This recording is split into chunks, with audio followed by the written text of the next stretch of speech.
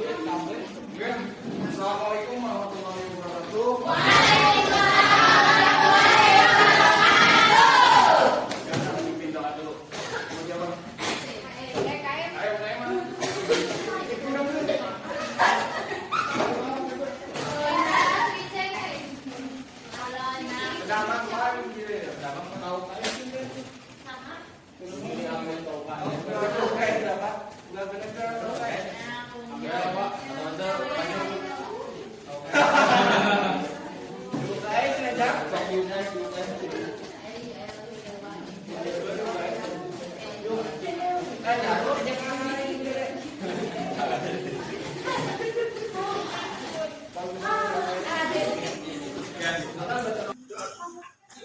Yang ini kan Siti Hawa, Ilham, Yusuf, Fikri, Safaras, Rafli, Dude. Ada 7 orang ya? Ya.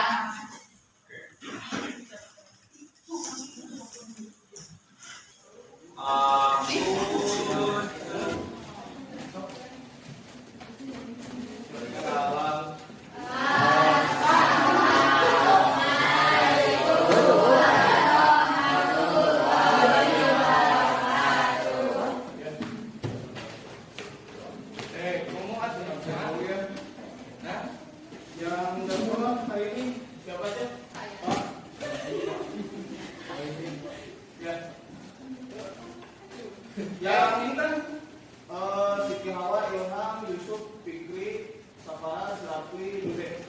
Ada 7 orang ya? Ya.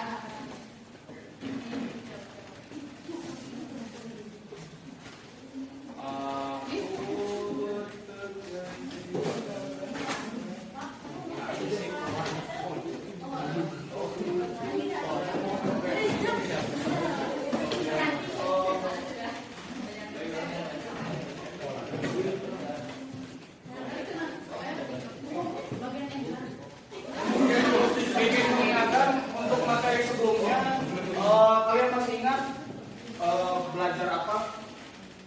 Tentang apa? Hah? Jepang mas sekarang tentang PBB, pergerakan nasional. Nah, itu. Dan sekarang kita masuk pada materi Indonesia pada masa pendudukan Jepang. Kita belajar di sini. Tujuan daripada pembelajaran ini adalah agar kalian bisa memahami dan memaknai bagaimana pra kedatangan Jepang dan juga pasca kedatangan Jepang di Indonesia. Kita coba saya tanya dulu, apa yang kalian pikirkan ketika mendengar kata Jepang? Anime.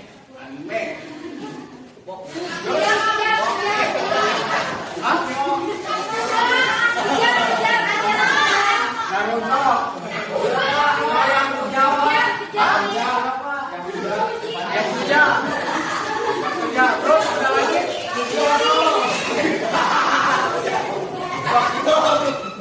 Jangan itu, kode mobil.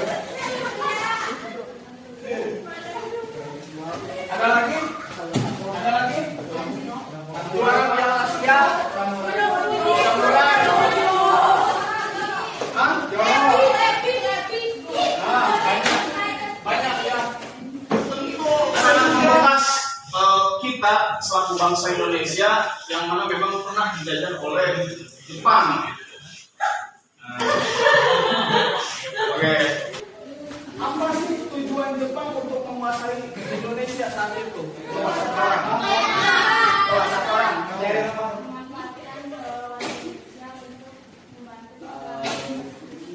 Ya, betul.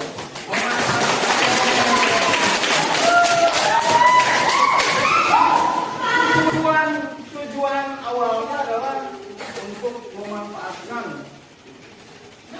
sumber daya alam, sumber daya manusia, khususnya sumber daya alam gas minyak bumi yang mana memang terkandung banyak di wilayah Hindia Belanda yang sekarang ini menjadi Indonesia, untuk mengoperasikan pabrik-pabrik, mengoperasikan peralatan militer Jepang yang mana saat itu mereka sedang terlibat dalam Perang Dunia Kedua. Nah, itu. Dan untuk tujuan jangka panjangnya adalah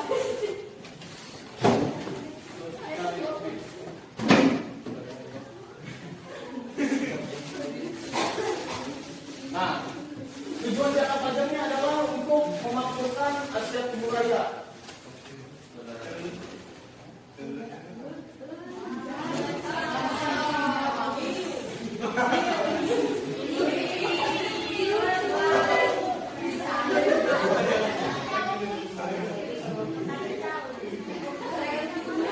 Tujuannya ini, ya. Tujuan jangka pendek adalah untuk menguasai sumber daya Indonesia, terutama minyak bumi, untuk mendukung Jepang dalam Perang Dunia Kedua. Indonesia memiliki cadangan minyak bumi yang sangat besar, yang sangat dibutuhkan oleh Jepang untuk menjalankan mesin-mesin perang dan industrinya. Untuk menjalankan pabrik-pabrik, mesin-mesin perang seperti tank baja dan lain sebagainya, itu memanfaatkan Indonesia sebagai sumber daya yang memang sangat dibutuhkan oleh Jepang. Tujuan jangka panjangnya itu untuk membangun persemakmuran Asia Timur Raya di bawah kepemimpinan Jepang. Jepang menganggap dirinya sebagai pemimpin Asia dan berhak untuk memimpin negara-negara Asia lainnya, khususnya Indonesia yang saat itu memang sedang dijajah. Timeline kedatangan Jepang ke Indonesia. Pada tanggal 8 Desember 1941 Jepang menyerang Pearl Harbor milik Angkatan Laut di Amerika Serikat, di Hawaii.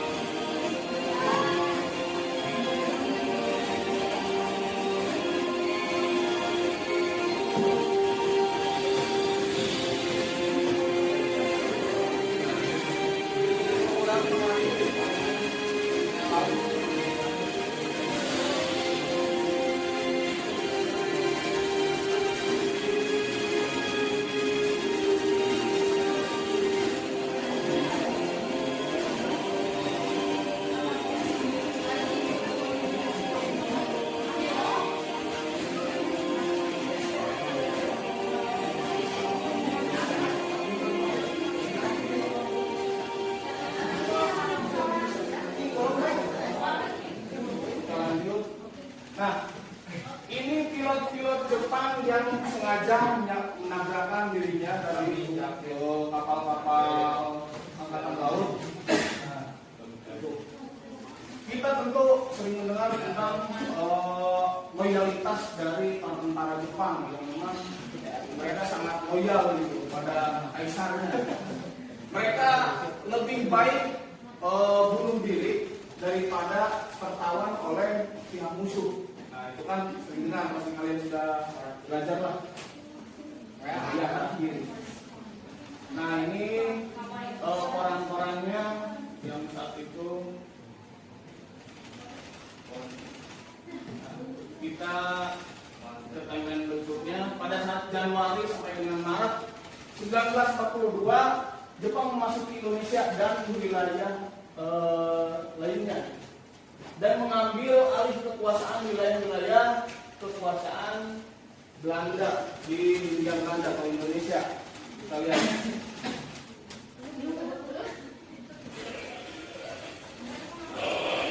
Pada tanggal 17 Mei 1940. Hilang Belanda.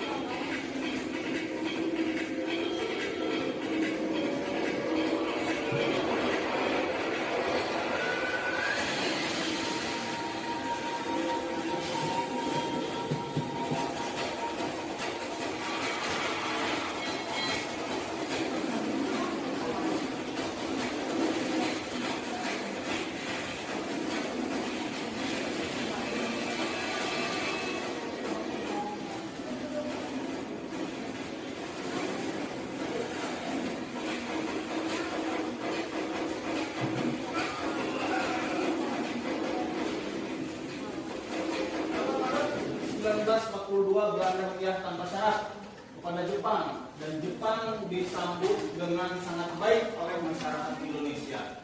Nah, kita lihat.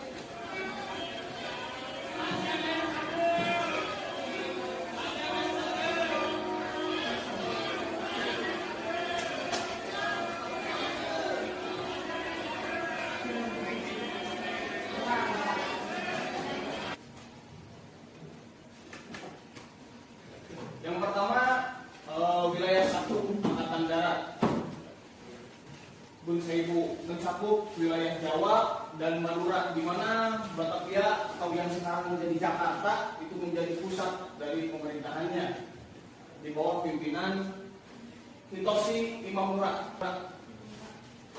Yang kedua wilayah Angkatan Darat Mikubun yang mencakup wilayah-wilayah di Sumatera dengan pusat Bukit Tinggi. Wilayah ini menjadi wewenang tentara ke-25 di mana tokoh yang memimpin bernama Jenderal Tanabe. Dan wilayah ketiga, wilayah mata laut yang paling luas, mencakup wilayah Sulawesi, Kalimantan, Maluku, Nusa Tenggara, dan juga Irian yang berpusat pada di Makassar.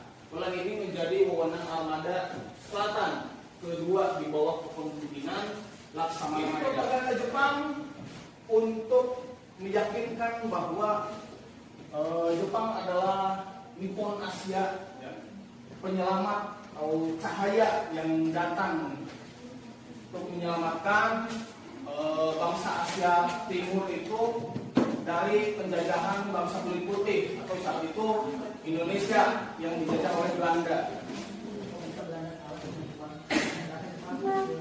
Jepang kecil, oke. Banyak sebetulnya faktor yang mempengaruhi kenapa Belanda bisa kalah oleh kelompok. Sesuai dengan yang kalian isi pada saat asesmen, ya.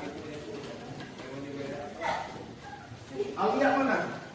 Nah, Alia Aska. Nah, Aska masuk ke kelompok 2, ya, ingat-ingat. Bayu mana Bayu? Bayu kelompok 1.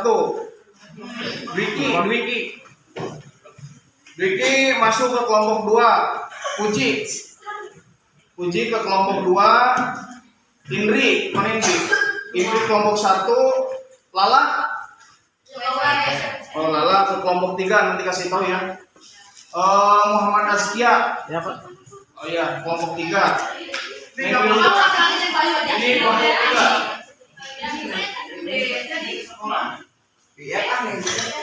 Ini untuk individu, ya nanti kalian kertas ditulis di kertas lembar jawabannya.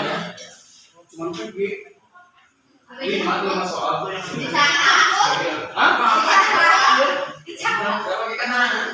gak usah.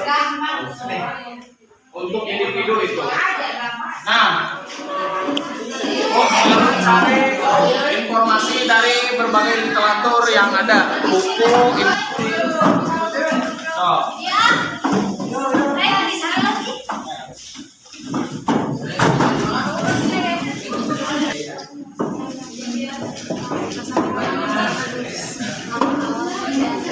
Kalau misalkan ada yang ingin ditanyakan, silakan.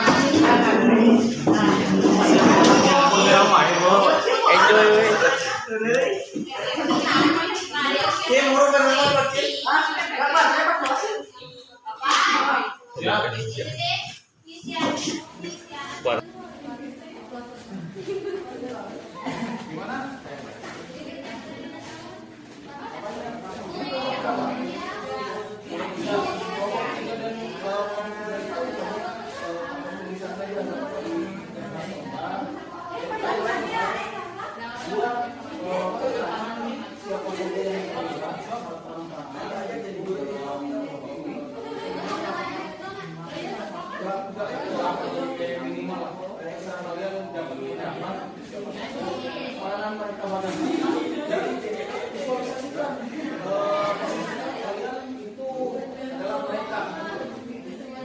Buat pidato kayak tadi semua pro ya.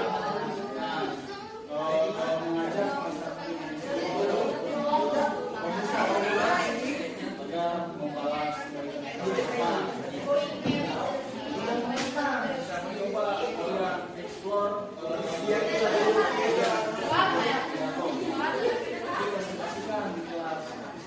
visitasi muncul air.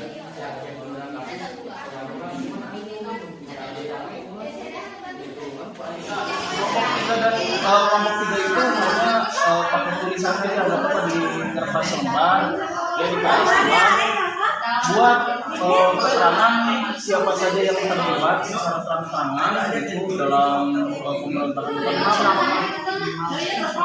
Nggak pakai minimal, terserah kalian dapatnya berapa, siapa saja, peranan mereka bagaimana, dan visualisasikan, posisikan kalian itu adalah mereka buat pidato.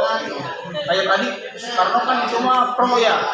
Nah, mengajak masyarakat Indonesia untuk Romusa, gitu kan. agar membalas kebaikan tentara Jepang. Nah, yang menentang, coba kalian explore kemampuan kalian untuk membuat pidato. Nanti presentasikan di kelas, nanti sampaikan ke diri. Dan poin ini bisa dipahami. Gak apa-apa sekarang kalau mau sekarang nanti coba dikoordinasikan lagi, itu kan proses individu yang ini mas sekarang karena presentasikan.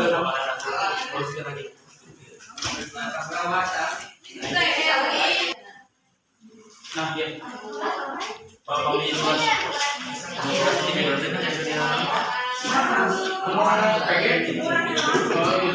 nah atas tulis jawaban nomor 1, 2, 3, kasih nama 1, 2, 3 A B atau nama Soekarno mah bisa masuk ya itu tadi salah satu tokoh. Nah peranannya terus bikin proyeknya itu infografi. Kalau misalkan kelompok 2 itu kan propagandanya itu eksplor kemampuan bagaimana gimana sih propaganda itu gitu. Tapi dalam bentuk bahasa Indonesia. Tadi kan banyak bahasa dahulu ya, bahasa Indonesia tapi bahasa jadul gitu. Bawang nggak usah pakai bahasa sekarang. Ini hanya kurang biasa bahasa tidaknya.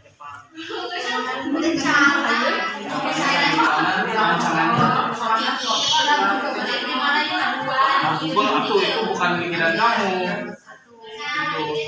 Coba mana ada sumber gak?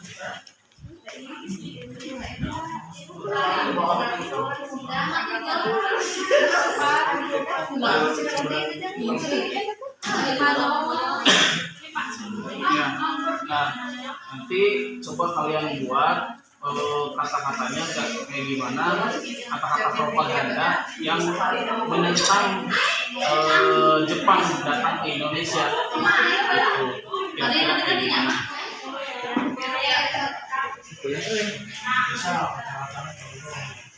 Jangan mau diperbudak, bangsa lain, bangsa kita kuat. Udah gitu well, suka. Wah, gitu doang. Cuman berikan kalian nanti harusnya dibikin poster ya begini, tapi nggak apa-apa ditulis aja dulu buat pidato kalian. Iya, kalian bikin pidato itu bikin seolah-olah kalian itu orang yang menentang Jepang datang ke Indonesia secara terang-terangan. Itu pidato singkat aja, nggak apa-apa, 1-2 paragraf juga nggak apa-apa. Yang penting bisa mendoktrin masyarakat Indonesia gitu untuk menentang Jepang. Organisasi putra ini adalah 4 semangka yang tadi. Tujuan didirikannya putra adalah untuk membangun dan menghidupkan kembali hal-hal yang dilakukan oleh Belanda. Bagi Jepang, putra bertugas untuk Assalamualaikum warahmatullahi wabarakatuh. Waalaikumsalam warahmatullahi wabarakatuh. Kami dari kelompok 2. Naik maju. Ayo. Mempresentasikan.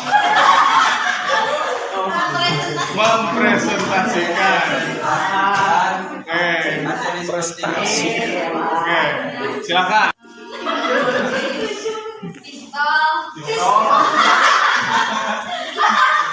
Kamu runcing. Oke, boleh. Ada tanggapan dari kelompok lain? Sok yang mau menanggapi, kelompok 1 mau menanggapi? Pistol lawan bisa. Beceng itu pistol. Kelompok 3 mau menanggapi? Yang kami. Penelitian dari lanjutin. gaji nasional yang terhadap Jepang jarak yang berapa?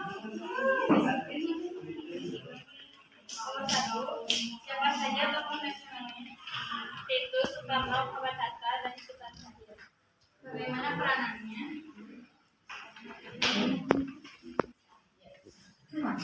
Soekarno sebagai pemimpin nasionalis memimpin perlawanan politik terhadap penduduk Jepang, aktif dalam mengorganisir rakyat dan membangkitkan semangat perlawanan melalui pidatonya. Hatta sebagai mitra politik menyusun strategi politik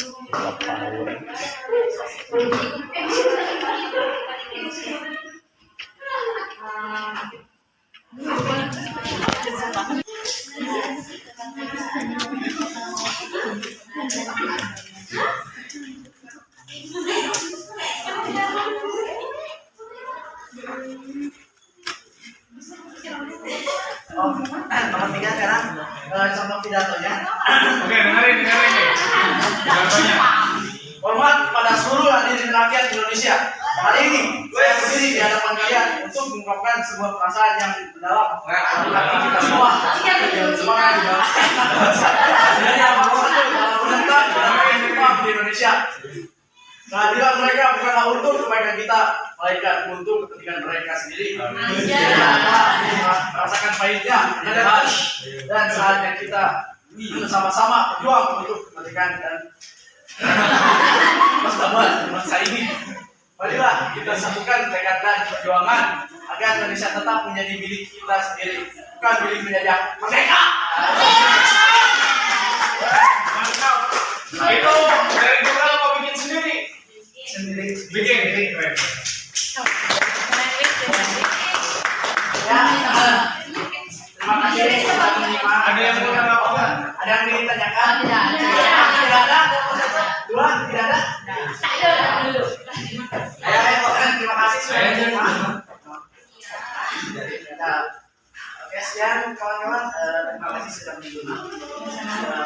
Assalamualaikum. Tadi kita sudah bahas dari mulai melihat video, melihat gambar, poster, penjelasan dan yang sumber-sumber yang kalian cari. Kira-kira apa saja yang kalian dapatkan?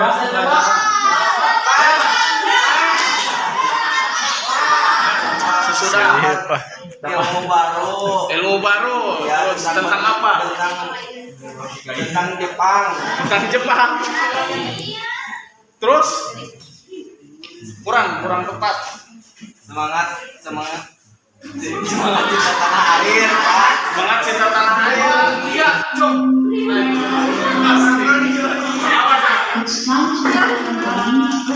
Dibagi-bagi.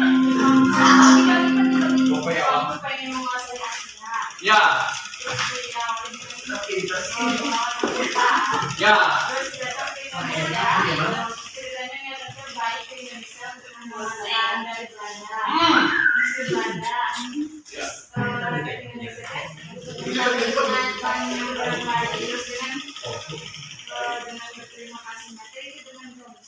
Ya. Awalnya sama Jepang juga diperlakukan dengan baik. Tapi Lain. Terus mulai sasaran dan akhirnya ada beberapa tokoh juga kali di Indonesia. ya. Jadi dijajah oleh Jepang. Nah, setelah kita mendapat ada sampel nih rupanya untuk bahwa memang tujuan dari pembelajaran kita ini tercapai, memahami tentang pra dan pasca kedatangan Jepang ke Indonesia. Oke, tepuk tangan dulu buat Jepang.